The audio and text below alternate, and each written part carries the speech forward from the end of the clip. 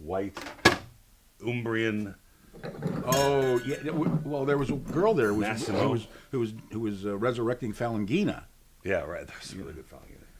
Hi. That was the hardest interview I had. Was this really, really attractive young fifth generation winemaker, and I couldn't get boo out of her. Oh. Well. And then I said boo to her, and no reaction. Yeah, right. Just when you thought it was safe to go outside. Hey, welcome to the continuum. No, wait, hold on. Welcome to. This is February Wines. And why are you so behind? February. And what a behind it is! All right, the classic series of the Wine of the Month Club. I'm here with the supposed leader of our generation here. It's a whole new thing of things. I got all kinds of new sounds for you. Oh, that's great. You know, I was just hoping that you'd finally change those, but I didn't think it'd get worse. No. And there you have it. So you heard the news?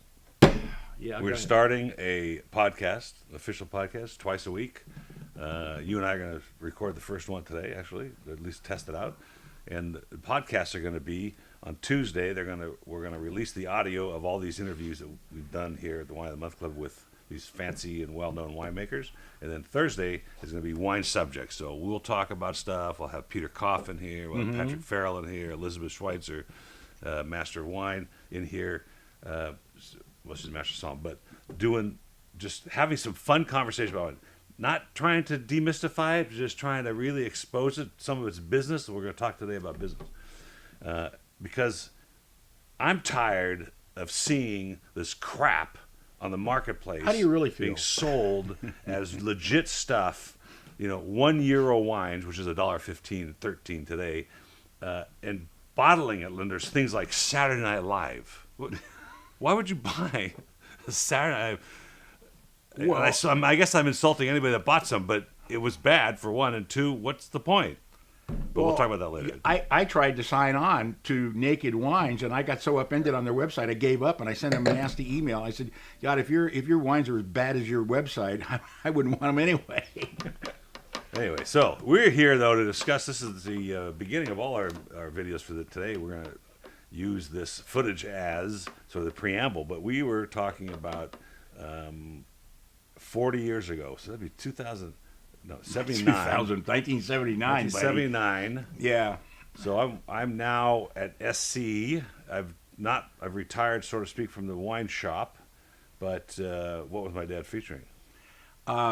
Actually, fabulous wine, Wente Petit Syrah, which was just a phenomenal bottle of wine. And Oppenheimer, and I can't remember the second name, I couldn't even pronounce it, German Riesling from the Rheinhessen, that was $3.49 a fifth. $3.49 a fifth. Yeah, Now, here's what's funny about the Wente Petit Syrah. One day, so being this is 1979, so right around when I'm at home, my friends' parents were on vacation. We decided to go to their house, my other buddies, and we turned on their jacuzzi, and we flooded the whole thing out. We broke into their house. We hung around and watched TV. And, of course, when they got home, they realized that, my friends, us, had invaded the home. And as a thank you, as a punishment. As an apology, I took him a bottle of Wente Petit Syrah. That was damn nice. It was great. Well, it was really interesting because underneath that, your dad listed a bunch of Rieslings that he had in the store, and most of them were Bernkasseler Doctor. Do you know what the price of Bernkasseler Doctor was in 1979? I do not remember. $49 a bottle. What? Yes, exactly. I'm going, wow, man, that stuff was really expensive then. It's really expensive. I mean, $49 a bottle. I mean, when you're selling the other stuff for $3.49, he was selling second world Bordeaux for $6. $6.99. I was pretty shocked. But again, those wines they were and still are in demand, and they just don't make that much of it, Huh. So anyway, because I just bought we went to Trinchero over when we were in Napa, and I bought their best stuff, and I wasn't even paying that. Oh God, no! I remember. This is today. I remember going to Sutter Home in 1973, and stuff was $1.99. That's the other thing we're working on. I'm trying to get, and you'll be involved with this. I was going to write a book or have a book written, but I'm finding that the ghostwriting business is sort of a sham. Not that it is, but it just feels like it. And I want to get an investigative journalist who knows how to ask the right questions to peel back Dad's career and all the stories that you and my father have regarding the growth of California wine during the period of the store, because it seemed to be an integral part of the Southern California wine scene, as well as the idea that, that's when everything was happening, right? To a degree, you're absolutely right. I mean, I remember looking up the first time I tried to find out, maybe 1976 or 75, there were 260 wineries in California, and now there's 4,000. Yeah. Right. Here's my new sounds. So if you say something that I don't agree with, that'll be going off a lot. Well, welcome to February Vintners Series of the Wine of the Month Club, 2019. Sorry. Whatever happened to February? February, I knew her well. We got some great wines on this one. Absolutely phenomenal. The whole month of all clubs is just so fun because they're so variety. Well, so variety. Yeah, they're so variety. Just as well as the Bordeaux and the Pinot Noir club. Pour the wine. Just pour the wine, would you please? Now, speaking of the Pinot Noir club, this could have been in that club. This was such a great bottle of wine. It was such a great deal, but. In fact, such a good deal. Ed bought 3 pallets and is selling it for more than you're paying for it. Okay, all right, believe me. To the markets and his account. So this is from just about everybody that tasted this wine go, "Are you kidding?" 2014 Santa Lucia, which I think is one of the great Pinot Noir districts of California. This is beefier than most, just in the nose. I think the wine's out of this world. Now, a few people have said, "Yeah, it's okay. I'm not crazy about it." And you're going, "Okay, what do you like?" Because it's got balance. It's got fruit. It's got mid palate. I mean, your buddy Silvio ordered the bottle in. He tasted. He goes, "I'll take 5 cases right now." Yeah, he did. Yeah, boom. It's not even like, can I get a better deal? I'm a little long on Pinot. No, I want 5 cases. I had my friend Michael Tex order 10 cases without even tasting it. Because I've known him for 30 years, and he says, "You always bring me some good wines." And then he tasted. He goes, "I want another 15." It's really amazing. I don't, folks. We taste hundreds of wines every month, and so I don't always remember when I buy them 3 months down the road. And then I look at this label, I go, "Wait a minute! I got this wine, and don't remember seeing this before, but it says Wine Club on the label." Right. Did you ever figure out what that was from? Yeah, we had one of those last month. This was made for a specific wine club, and I know you're going to find this hard to believe, but they didn't buy it all, and then they didn't pay for what they did buy, so they didn't get any more wine. Funny how that works. Yeah, and this is classic business. And folks, you're going to hear in our new podcast, you're going to hear all these stories and how this business is going and what not to look for and what to look for in the wine business when you're out shopping, because this is a classic example. The Wine Month Club has never, ever failed to pay a bill on time. Right. No, absolutely. And that's a big deal. Never borrowed a penny. And you've got all these companies out there stacking themselves with cash from venture capitalists. They burn through it, and they do stuff like this. Right. Well, it's that kind of business. What can I tell you? So this is so we're the recipients, being the good guys of a great value wine. Well, good guys is pushing it. $12.99. I mean, come on, seriously. I mean, you can't buy Pinot Noir like this for $12.99 for Santa Lucia. No, I'm you can't. I'm buying absolutely no way. I'm buying Lucia Pinot Noirs quality like this for the Pinot Noir Club. $60. Yeah, $60. That's what they are. And that's where they start. That's not where they are. That's where they start. You can pay $100. You know what's fun about this too? It's got a little bottle age. Yeah. You get a little wonderful. I don't think people understand. Not people. Okay, I'm at a 99 on this. Okay, I'll go 99 because it's important. $12.99 a bottle. Aged for Pinot is so fun. I mean, I It's remember so fun. 20 years ago, getting a good bottle of Pinot for $12.99 was a big deal. Yeah, it's hard. So along the same conversation is yours. Is the same brand. I'll handle this if you don't mind. Yeah, well, when we are honored for them to let us give them money for their wine, we buy a lot of it. Okay. This is so good. I mean, you know how much I love. First of all, Arroyo Seco, one of the great districts for Chardonnay in California. Second, you know what I think is interesting about this wine? It's that much more for the price, and that much more complex, and that much more finessed than the Classic Series, which was a great bottle of wine for $7.99, and here's a great bottle of wine for $11.99. Yeah, it really is. It shows class and breeding. You know, I mean, it also has a sense of place. You know, the balance. Every wine these guys make is absolutely incredibly well balanced. I mean, from beginning, middle, end, everything just works. You know, the nose is balanced. Just the nose is balanced. Amazing, absolutely amazing. So I was invited to a friend's house. No, I mean, I didn't even drink this. Not even a friend of mine. You don't have any friends. I had to go to this guy's house. Oh. Okay, this is a true story. Went to dinner. Somebody came to join us. Dr. Armenian guy just freaking grilled me. Was grilling me in front of other people for my wine knowledge, and I was being restrained because I didn't want to act like a know-it-all. So he apparently cut the mustard. So he invites us to his house with a bunch of Armenian doctors and lawyers to taste wine. Bring your favorite vintage. So what do you bring to a party like this, where all they're worried about is how much money you have? $2 Chuck. And so I bring my MacPhail Vineyards Pinot from Mardikian Vineyards, okay, which would impress these guys because they're all Armenian. They want to say. Is that from Armenia? No, it's a Hess product.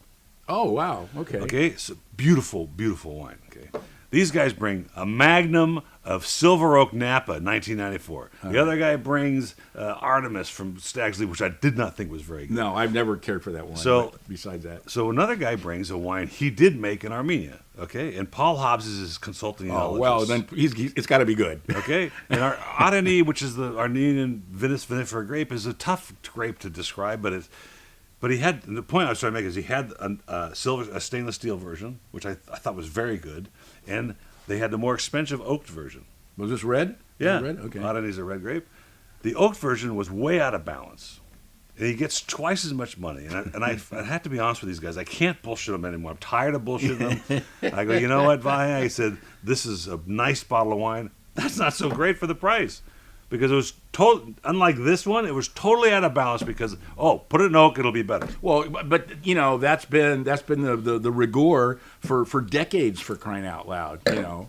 I mean, it probably hit its peak about 10 years ago, and it's come down a little bit. But my God, I remember tasting wines going, I can't even smell this, let alone taste it. Anyway, it's too much. Another 98 for me. I mean, that's really killer Chardonnay. That is up there. And now for something marvelous. How about something? You look marvelous. This is marvelous. Bordeaux blend from South Africa, no? Yeah. You know, some of these guys come up with these names, and you know. Well, you know what? You'd think that they made a label like this that they would change it the next year, but they didn't because I taste both vintages. and one of them was marvelous and the other one wasn't. The same one. So this is a true Bordeaux blend from South Africa, which is really fun. Cabernet Franc, Merlot, Cab Sauv, Malbec, and Petit Verdot. So all 5 Bordeaux varietals. There was absolutely no creosote in this wine. No. Zero. You know. But it's terroir driven for sure. Well, of course, it's terroir driven, but somehow they were able to finally get the creosote out of them.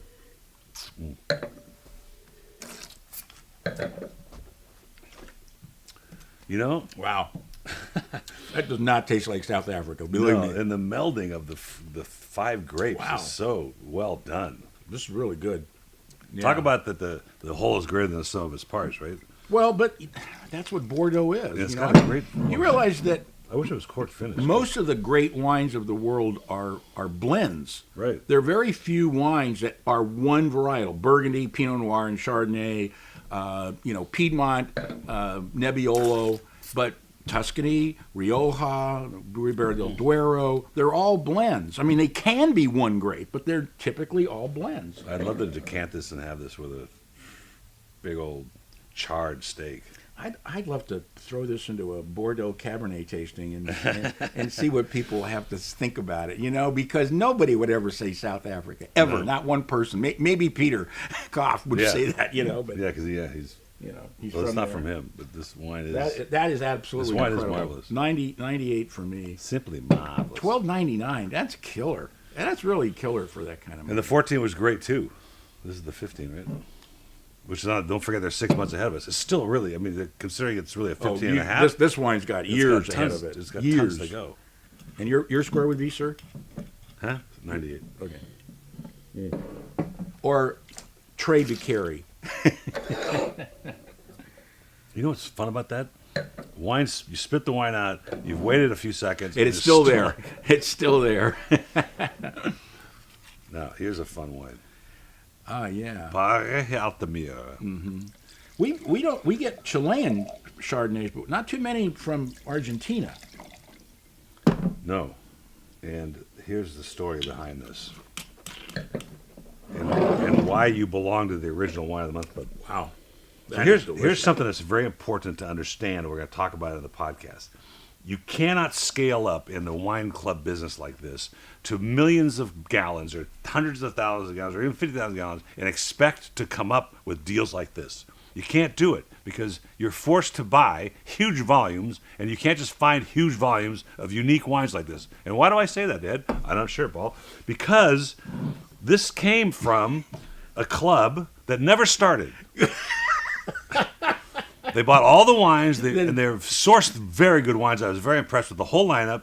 And then they had to stop to the club because the namesake of the club, who was a very famous chef, I'll leave his name out, was busted by the Me Too movement. Oh, that's right. So now they're sitting on all this wine, all written up. They have to come to guys like me who can buy wines in these quantities, but I can't find this wine in 50,000 gallon bladders. You won't do it. And hence the financial model for buying wine doesn't work. This is the way it works. So if a wine club never ships a wine, is it still a wine club? I don't know. Ask the forest where the tree fell. Yeah, we'll figure it out. All right. Well, I mean, I hate Chardonnay, but this is a 98. This is for $11.99. That's a killer bottle of wine. Well, you nailed on the head. The uniqueness of it was it's Argentinian Chard. Well, yeah. I mean, how many have we done? I don't. I can't think of one offhand. I can think of a lot of Chilean Chards and Sauvignon Blancs, which I absolutely adore, but not Argentina. And why? I mean, you know, that place is so great for growing grapes. I don't know where the Altamira is. That's high up. It's close to Alta Salta. usually means it's high up. Right, but then again, it was in Patagonia down where but they're Piero still Vincenzo is growing Pinot Noir, but it's not. They're still 3,000 feet above sea level, so which is huge, right? Yeah, I mean, it's very big. You know, that's like growing grapes halfway up Mount Baldy. That's like 2/3 of a mile. You know. Yeah, I don't think you're going to get too many good grapes in Mount Baldy. Anyway, that is our show for today, the Vintners Series for all of February 2019, and 97 for me. Okay, 98 for me. That's our show. Cheers.